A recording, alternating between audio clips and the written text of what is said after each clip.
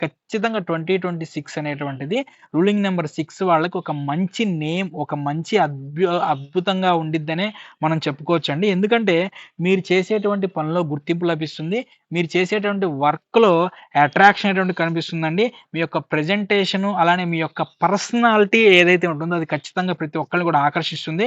Boss ఖచ్చితంగా మిమ్మల్ని ప్రశంసిస్తూ ఉంటాడు. సో, కాబట్టి దీనివల్ల ఏంటంటే కొత్త కొత్త పొజిషన్స్ ఒస్తాయి. కొత్త కొత్త బాధ్యతలొస్తాయి.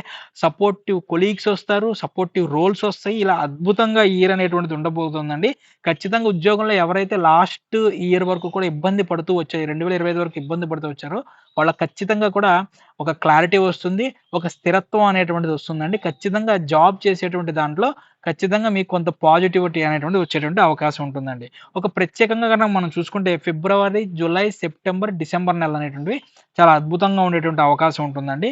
సో, అన్నీ బావున్నాయండి. అన్నీ పాజిటివ్‌లే కాదు కదా! కొన్ని నెగెటివ్‌లు కూడా ఉంటాయి కదా! సో, ఆ నెగెటివ్ పరంగా గనక మనం చూసుకుంటే మీకు సంబంధించినటువంటి కొన్ని భావోద్వేగాల వల్ల ఖచ్చితంగా కూడా ఎదుటి వాళ్ళ మీద ప్రభావం చూపేటువంటి అవకాశం కనిపిస్తుందండి.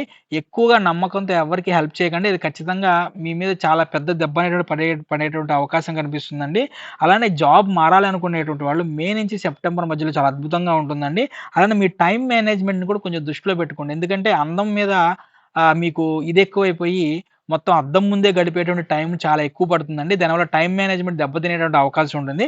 కాబట్టి ఇది కూడా కొంచెం జాగ్రత్తగా చూసుకునేటువంటి ప్రయత్నం చేయండి.